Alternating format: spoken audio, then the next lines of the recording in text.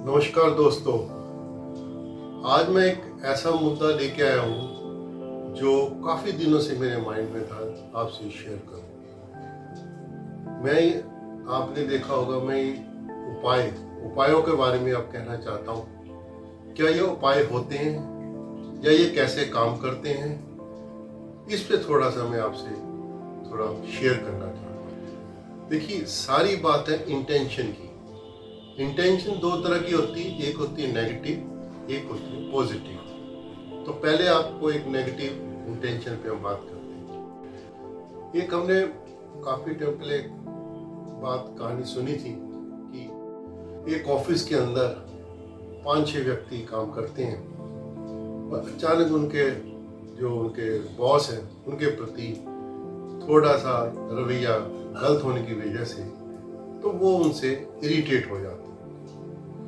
तो उन लोगों ने उनको एक निकालने की या उनको छुट्टी में भेजने का एक उपाय सोचा। तो उनको एक व्यक्ति आके कहने लगा, एम्प्लॉय उनका कहने लगा कि सर, लगता है कि आज आपकी तबीयत खराब है। तो वो बंदा कहता है, नहीं, मैं तो ठीक हूँ, चलो बात आई गई। लेकिन वो व्यक्ति ऑफिस के दूसरे बंदों से शेयर करने लग जाते हैं, क्योंकि सब मिले हुए होते हैं कि लगता है सर की तबीयत खराब है। इस तरह से दूसरे तीसरे व्यक्ति में आपस में बात चलती है, नहीं सर की तबीयत खराब है, और ये इस बात से मना कर रहे। खैर, नेक्स्ट डे दूसरे दिन यही बात सेम रिपीट की जाती है कि उनकी तबीयत खराब है। तो फिर उनको भी रियलाइज होने लगता है, अगर इतने लोग यार ऑफिस के सब कह रहे हैं, हो सकता है मेरी तबीयत खराब। तो वो 3-4 दिन के बाद एक छुट्टी चले जाते हैं हफ्ते भर की कि मेरी तबीयत खराब। तो इस तरह से नेगेटिव इंटेंशन हुई और उन पे इम्पैक्ट किया, जिस वजह से वो छुट्टी करते हैं। पॉजिटिव इंटेंशन, एक डॉक्टर एक मरीज के पास जाता है, बेशक मरीज सीरियस है या उसकी तबीयत ठीक नहीं, लेकिन डॉक्टर आते ही उसे हौसला देता है, कोई बात नहीं, आप ठीक हो जाओगे। तो ये सुनकर मरीज के अंदर 10 to 30% तो एनर्जी वैसे ही आ जाती है कि हाँ, डॉक्टर साहब ने कहा मैं ठीक हूँ। तो ये पॉजिटिव इंटेंशन होती है। तो हम देखते हैं उपायों में भी इंटेंशन ही काम आती है। कुछ उपाय अच्छे इंटेंशन के साथ हम करें तो वो बिल्कुल कामयाब हो जाते हैं। तो अगर हम बुरी इंटेंशन या उसके किसी चीज के प्रति नेगेटिविटी बना के रखें तो उपाय भी काम नहीं करते और जीवन में नेगेटिविटी बनी रहती है। कंपनी के अंदर इंजीनियर थे, सर्विस मैनेजर थे।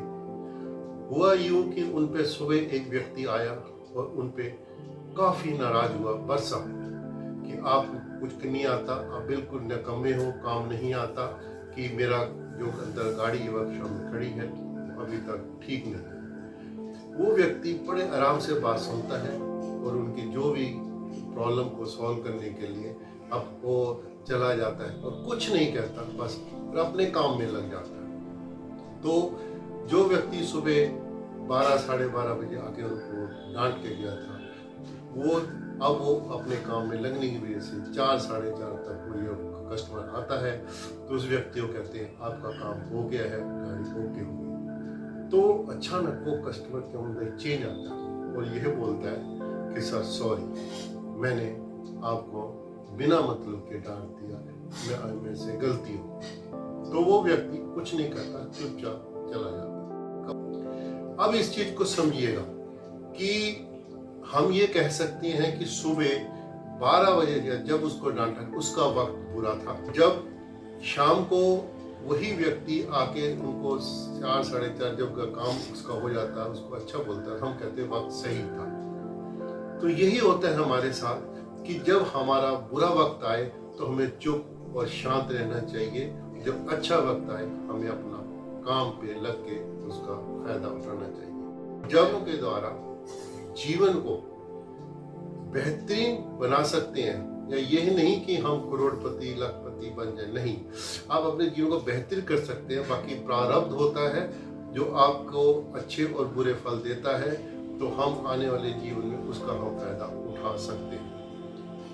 ऐसे ही जब हमारे पास बुरा वक्त आता है तो उसमें हमें मंत्र जाप कर सकते हैं, मंदिर जाइएगा, फास्ट रख सकते हैं, मेडिटेशन कर सकते हैं, और कोई भी विवाद आए आप चुपचाप उसे रहिए, उस पर ज़्यादा रिएक्ट मत, इग्नोर करिएगा।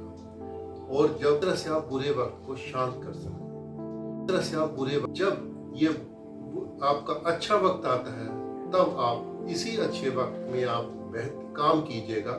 अगर आप 24 घंटे में से 19 घंटे काम करिए तो क्या होगा कि आपकी तरफ आपको कामयाबी मिलती चली जाएगी और आप एक अच्छा जीवन व्यतीत कर सकते हैं। और न्यूमरोलॉजी का कि कौन से उपाय कैसे करने चाहिए। जी हाँ, ये हम चार्ट को, ग्रिड को देख के इंसान की बता सकते हैं कि उसके कौन से ग्रह अच्छे हैं, किस वजह से उसमें प्रॉब्लम आ रही है और क्यों जीवन में इम्पैक्ट आ रहा है। तो ये चीज हम उसको न्यूमरोलॉजी से देख के बता सकते हैं। और यहाँ पे न्यूमरोलॉजी का रोल आता है। कुछ जो ग्रह आपकी ग्रिड के अंदर मल्टीपल्स हो रहे हैं और या उसकी वाइब्रेशन ज़्यादा हो रही है तो वो आपके जीवन में गलत इम्पैक्ट डालते हैं, उसी को देख के हम उपाय दे सकते हैं। जैसे ये हम आपके 2 नंबर की वाइब्रेशन बहुत ज़्यादा है तो हम कहते हैं भगवान शिव के मंदिर जाइए, उन पर जल चढ़ाइए, या किसी केसेस में हम ये भी कहते हैं उनके व्रत फास्ट रखिएगा तो होता है। इसी तरह से जब हम 9 नंबर की वाइब्रेशन बढ़ती जाती है तो हम कहते हैं हनुमान जी की आराधना कीजिए, हनुमान चालीसा पढ़िए और उनके आशीर्वाद से हम 9 नंबर की वाइब्रेशन को नॉर्मल कम कर सकते हैं। इसी तरह अगर सूर्य 1 नंबर की वाइब्रेशन बढ़ी हुई है तो हम चाहते हैं सूर्य का सुबह उठ के नमस्कार कीजिए और भगवान सूर्य के अपने जीवन में प्रकाश और अपने जीवन की उन्नति कीजिए। और इसी तरह जब हम देखते हैं 8 नंबर या शनि की वाइब्रेशन बढ़ी हुई है तो हम उनको उपाय देते हैं कि फिजिकल काम ज्यादा कीजिएगा। शिव भगवान की पास जाकर आराधना करते हैं तो हमें उनका जो स्वरूप नजर आता है कि वो नीलकंठ कहलाते हैं, यानी उनके जो जितनी भी अपने बुराइयां हैं, उन्होंने विष जब पिया था समुद्र मंथन में जब हुआ था तो विष निकला था, उन्होंने विष पिया लेकिन अपने गले में रखा, कंठ में रखना, अपने दिल पे तक नहीं आने दिया और माथे पे चंद्रमा सजाए हुए।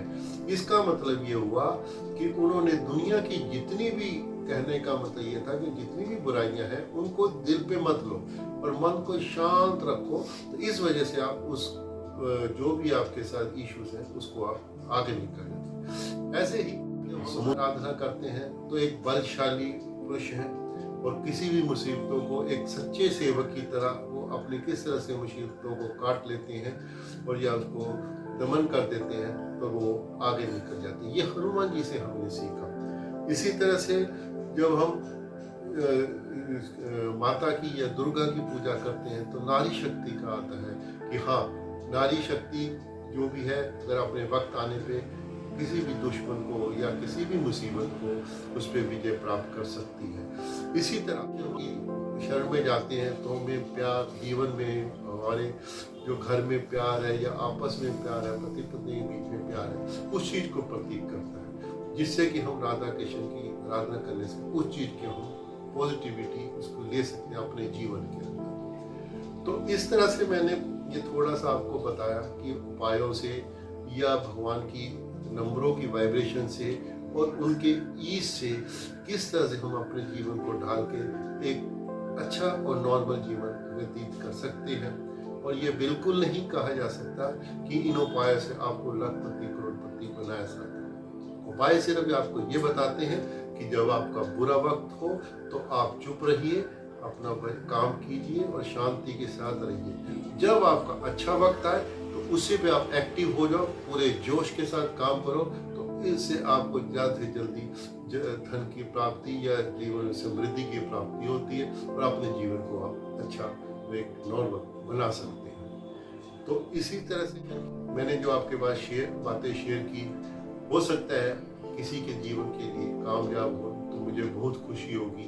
बाकी आने वाले समय में मैं इसी तरह के वीडियोस आपके साथ शेयर करता रहूँगा। अगर आप भी मुझसे कोई बात पूछना चाहते हैं या कोई डिस्कस करना चाहते हैं या कोई सलाह लेना चाहते हैं तो मेरे दिए हुए नंबरों पे आप इससे संपर्क कर सकते हैं और या व्हाट्सएप पे आप कॉल कर सकते हैं। मैं आपके लिए बेस्ट से बेस्ट उपाय और उसको इशू को रिजॉल्व करने के लिए मैं हेल्प करूँ। इसके बहुत बहुत धन्यवाद और ऐसे ही मैं आपसे मिलता हूँ। शुक्रिया, थैंक यू।